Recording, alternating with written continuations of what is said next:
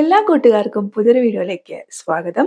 ഇന്നത്തെ നമ്മുടെ വീഡിയോ എന്ന് പറയുന്നത് ഒരു റിക്വസ്റ്റഡ് വീഡിയോ ആണ്. നിങ്ങൾ സ്ക്രീനിൽ കാണുന്ന ഈ ഒരു ഫോട്ടോ ആണ് നമുക്ക് അയച്ചു തന്നിട്ടുണ്ടായിരുന്നത്. എന്താണ് ഈ ഒരു ഡ്രസ്സിന്റെ പ്രത്യേകത എന്ന് വെച്ച് കഴിഞ്ഞാൽ എയർലൈൻ മോഡൽ ഡ്രസ്സാണ്. പ്രിൻസസ് കട്ട് ലൈനിലായിട്ട് ബോക്സ് പ്ലീറ്റ് വരുന്നുണ്ട് ഫ്രണ്ട് പോർഷനിൽ. അപ്പൊ ആൾ അയച്ചു തന്നിട്ടുള്ള റെഫറൻസ് പിക്ക് കോട്ടന്റെ ഫാബ്രിക് ഉപയോഗിച്ചിട്ടാണ് ചെയ്തിരിക്കുന്നത്. ഞാനിവിടെ റയോൺ കോട്ടൺ മിക്സ് വരുന്ന ഫാബ്രിക് ആണ് എടുത്തിരിക്കുന്നത്. ഫാബ്രിക്കിന്റെ വിഡ്ത്ത് എന്ന് പറയുന്നത് 58 ഇഞ്ചാണ്. നിങ്ങൾക്ക് ഏത് ഫാബ്രിക് വേണമെങ്കിലും നിങ്ങളുടെ ഇഷ്ടാനുസരണം എടുക്കാം. ഞാൻ ഓൾറെഡി പറഞ്ഞു ഫാബ്രിക്കിന്റെ വിഡ്ത്ത് 58 ഇഞ്ചാണെന്ന്. അതുകൊണ്ട് തന്നെ 2.5 മീറ്റർ ഫാബ്രിക് ആണ് എടുത്തിരിക്കുന്നത്. വിത്ത് ഫുൾ സ്ലീവ് ആണ് ചെയ്തിരിക്കുന്നത് കേട്ടോ. സ്ലീവ് അത്യാവശ്യം ലെങ്ത്തിലാണ് വേണ്ടത്. നിങ്ങൾ എടുക്കുന്ന ഫാബ്രിക്കിന് വിഡ്ത്ത് കുറവാണെങ്കിൽ 3.5 മീറ്റർ ഫാബ്രിക് നിങ്ങൾ എടുക്കേണ്ടതായിട്ട് വരും. ആദ്യം തന്നെ നമുക്ക് ബാക്ക് പീസ് കട്ട് ചെയ്യാം. അതിന് വേണ്ടി ഞാൻ ഫാബ്രിക് ഇതേപോലെ എടുത്തിട്ടുണ്ട്. ലെങ്ത് ആയിട്ട് 52 ഇഞ്ചാണ് എടുത്തിരിക്കുന്നത്. എനിക്ക് കുറച്ച് ലെങ്ത്തിൽ വേണം എന്നുള്ളതുകൊണ്ടാണ്. നിങ്ങൾക്ക് എത്രയാണോ ലെങ്ത് വേണ്ടത് വെച്ചാൽ ആ ലെങ്ത്തിനനുസരിച്ചിട്ട് എടുക്കാം. ഇതുപോലെ ഫോൾഡ് ചെയ്തിട്ടിരിക്കുന്ന വിഡ്ത്ത് എന്ന് പറയുന്നത് 20 ഇഞ്ചാണ്. ഓൾറെഡി ഫാബ്രിക്കിന്റെ വിഡ്ത്ത് കൂടുതലായതുകൊണ്ടാണ് ആവശ്യത്തിനുള്ള വിഡ്ത്തിന് മാത്രം ഫോൾഡ് ചെയ്തിട്ടിരിക്കുന്നത് കേട്ടോ. അതിന് നമ്മുടെ അളവ് മാർക്ക് ചെയ്ത് കൊടുക്കാം. ഫോൾഡഡ് ആയിട്ടുള്ള ഭാഗത്ത് നിന്ന് ഓപ്പണിംഗ് ആയിട്ടുള്ള ഭാഗത്തേക്ക് ഷോൾഡർ മാർക്ക് ചെയ്ത് കൊടുക്കുകയാണ്. 7 ഇഞ്ചാണ് ഷോൾഡർ. 7 ഇഞ്ച് മാർക്ക് ചെയ്ത് കൊടുക്കുന്നുണ്ട്. അവിടുന്ന് നേരെ താഴേക്ക് ഒരു 1/4 ഇഞ്ച് ഷോൾഡർ സ്ലോപ്പിന് വേണ്ടിയിട്ട് മാർക്ക് ചെയ്യുന്നുണ്ട്. ആ ലൈനിന് നേരെ താഴേക്ക് എത്രയാണോ ആം ഹോൾ ലെങ്ത് എന്ന് വെച്ചാൽ അത് മാർക്ക് ചെയ്ത് കൊടുക്കുക. ഇവിടെ 7 ആണ്. 7 മാർക്ക് ചെയ്ത് കൊടുത്ത് നിങ്ങൾ സ്ക്രീനിൽ കാണുന്ന പോലെ ഒരു എൽ ഷേപ്പ് വരച്ചു കൊടുക്കുന്നുണ്ട്.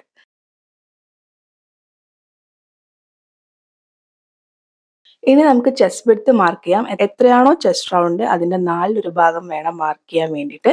ഇവിടെ 9 ആണ്. 9 മാർക്ക് ചെയ്ത് കൊടുക്കുന്നുണ്ട്. അതിന്റെ കൂടെ 2 ഇഞ്ച് സീം അലവൻസ് മാർക്ക് ചെയ്യുന്നുണ്ട്.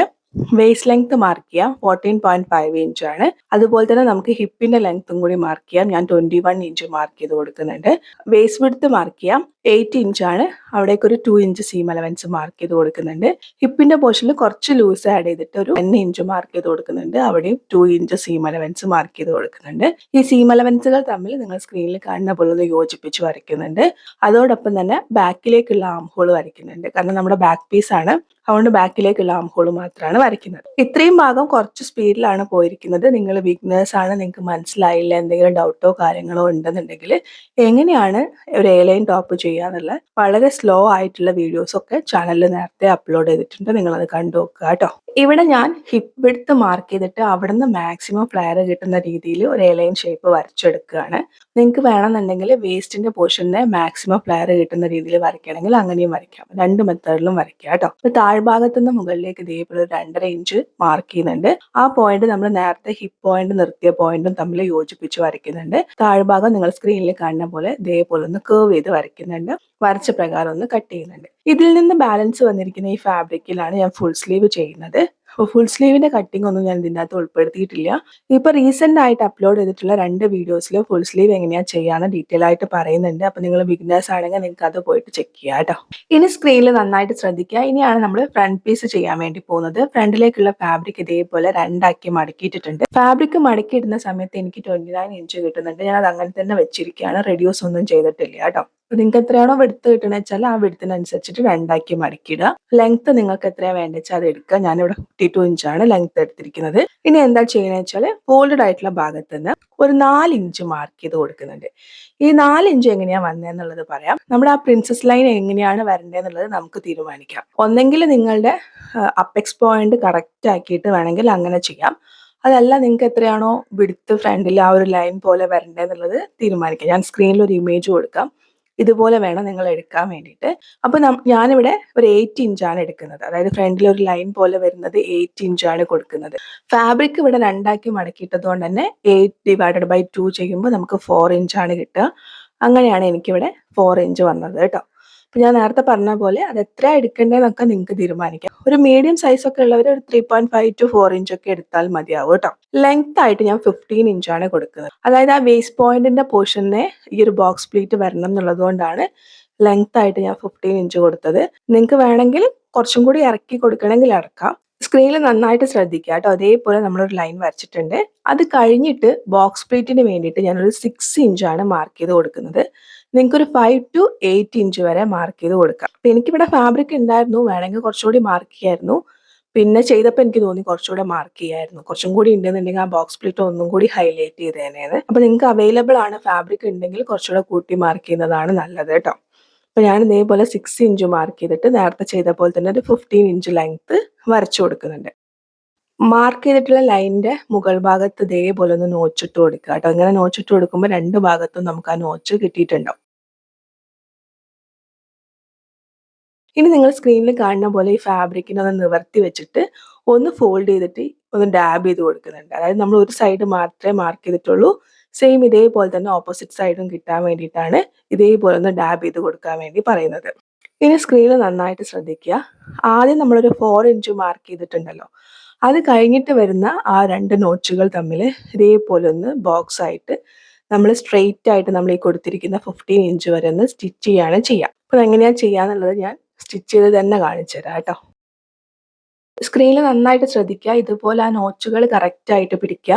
കറക്റ്റ് ആയിട്ട് പിടിക്കുമ്പോൾ ഞാനിവിടെ 6 ഇഞ്ച് കൊടുത്തതുകൊണ്ട് തന്നെ അത് മടക്കിയിടുമ്പോൾ 3 ഇഞ്ച് ആയിട്ടാണ് ഉണ്ടാവുക. ആ 3 ഇഞ്ച് സ്റ്റാർട്ടിങ് ടു എൻഡ് വരെ കറക്റ്റ് വിഡ്ത്ത് തന്നെ കിട്ടുന്നുണ്ടോ എന്ന് ചെക്ക് ചെയ്ത് നോക്കുക കേട്ടോ. എന്നിട്ട് നമ്മൾ സ്റ്റാർട്ടിങ് പോയിന്റിൽ നിന്ന് ഈ 15 ഇഞ്ച് മാർക്ക് ചെയ്ത പോയിന്റ് വരെ ഒന്ന് സ്റ്റിച്ച് ചെയ്യുക. അവിടുന്ന് ഡബിൾ സ്റ്റിച്ച് കൊടുക്കുക. ഇതുപോലെയാണ് നമ്മൾ സ്റ്റിച്ച് ചെയ്ത് കഴിഞ്ഞാൽ ഉണ്ടാവുക. ഇനി എന്താ ചെയ്യണമെന്ന് വെച്ച് കഴിഞ്ഞാൽ ഈ ഒരു പുറത്തേക്ക് ഇരിക്കുന്ന ഫാബ്രിക്, അതായത് നമ്മൾ സ്റ്റിച്ച് ചെയ്ത് കഴിഞ്ഞിരിക്കുന്ന ഈ ഫാബ്രിക് ഉണ്ടല്ലോ, അതിന്റെ സെന്ററിൽ ഇതേപോലെ ഒരു നോച്ച് കൊടുക്കുന്നുണ്ട്. എന്നിട്ട് ആ സെന്റർ നമ്മൾ സ്റ്റിച്ച് ചെയ്തിട്ടുള്ള ലൈനിൽ കറക്റ്റ് ആയിട്ട് വരുന്ന രീതിയിൽ വെക്കുക. അതായത് ആ ബോക്സ് പ്ലേറ്റിനെ നമ്മളിങ്ങനെ രണ്ട് സൈഡിലേക്ക് ഈക്വൽ ആയിട്ട് ഡിവൈഡ് ചെയ്ത് ഇങ്ങനെ മാറ്റുകയാണെന്നുള്ളതാണ്. ഇങ്ങനെ ചെയ്യാൻ പറയുന്നത് എന്തിനാന്ന് വെച്ച് കഴിഞ്ഞാൽ ഇപ്പോൾ ഓൾറെഡി നമ്മളൊരു 15 ഇഞ്ച് വരെ സ്റ്റിച്ച് ചെയ്തിട്ടുണ്ട്. അത് കഴിഞ്ഞിട്ടാണ് ആ ബോക്സ് പ്ലേറ്റ് കാണുക, പുറമേക്ക് കാണുക. അപ്പോൾ നമുക്കത് കറക്റ്റ് ആയിട്ട് കിട്ടാൻ വേണ്ടിയിട്ടാണ് ഈ ഒരു സ്റ്റിച്ച് ഇവിടെ കൊടുക്കാൻ പറയുന്നത് കേട്ടോ. അപ്പോൾ ഇതേപോലെ ടോപ്പിൽ ജസ്റ്റ് റാൻഡം ആയിട്ടൊന്ന് സ്റ്റിച്ച് ചെയ്തെടുക്കുക. സെയിം ഇതേപോലെ തന്നെ ഓപ്പോസിറ്റ് സൈഡും ചെയ്യുക. ഈ രണ്ട് നോച്ചുകൾ വരുന്ന ഭാഗം ഇതേപോലെ വെച്ചിട്ട് ആ 15 ഇഞ്ച് വരെ സ്റ്റിച്ച് ചെയ്യുക. ഡബിൾ സ്റ്റിച്ച് കൊടുക്കുക. നേരത്തെ ചെയ്ത പോലെ തന്നെ ഈ ബോക്സ് പ്ലേറ്റ് ഒന്ന് തുറന്നു വെച്ചിട്ട് മുകൾ ഭാഗത്തൊരു സ്റ്റിച്ച് കൊടുക്കുക.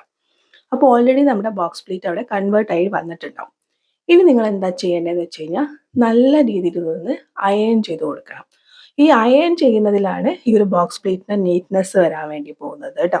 അപ്പം അതുകൊണ്ട് ആദ്യം തന്നെ എന്ത് ചെയ്യുക വെച്ചാൽ ബാക്ക് പോർഷനിൽ ഇട്ടിട്ട് നന്നായിട്ട് അയൺ ചെയ്യുക. ആ ബോക്സ് പ്ലേറ്റ് കറക്റ്റ് ആക്കി വെച്ചിട്ട് അയൺ ചെയ്യുക. എന്നിട്ട് ഫ്രണ്ട് പോർഷൻ അയൺ ചെയ്തെടുക്കുക. ഞാൻ ഇതേപോലെ അയൺ ചെയ്തിട്ടുണ്ട്. ഇനി ഇതിനെ കറക്റ്റ് രണ്ടാക്കി മടക്കിയിട്ട് കൊടുക്കുക. ശ്രദ്ധിക്കുക, കറക്റ്റ് രണ്ടാക്കി മടക്കിയിടുന്ന സമയത്ത് നമ്മൾ ഈ സ്റ്റിച്ച് ചെയ്തിട്ടുള്ള ഭാഗം ഉണ്ടല്ലോ, അതായത് 15 ഇഞ്ച് വരെ സ്റ്റിച്ച് ചെയ്തിട്ടുള്ള ഒരു ലൈൻ ഉണ്ടല്ലോ, ആ ലൈൻ ഒന്നിന് മുകളിൽ ഒന്നായിട്ട് കറക്റ്റ് ആയിട്ട് വരുന്ന രീതിയിൽ വെച്ചിട്ട് വേണം മടക്കിയിടാൻ വേണ്ടിയിട്ട്. അപ്പോൾ ഇതേപോലെ മടക്കിയിട്ടിട്ടുണ്ട്.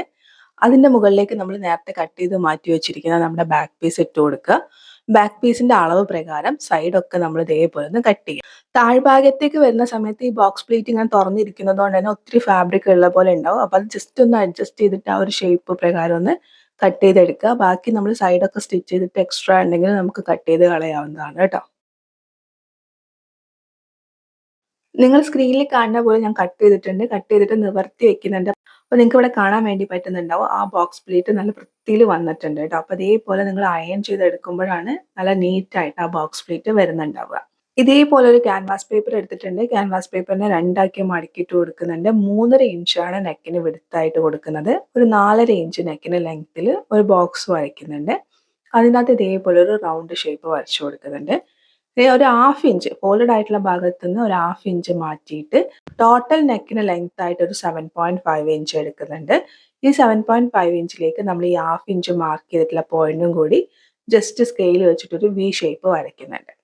ഇതിന് നിങ്ങൾ സ്ക്രീനിൽ കാണുന്ന പോലെ ഒന്ന് കട്ട് ചെയ്തെടുക്കുക. ഏത് ഫാബ്രിക്കിലാണോ വേണ്ടത് വെച്ചാൽ ആ ഫാബ്രിക്കിലൊന്ന് അയൺ ചെയ്തെടുക്കുക.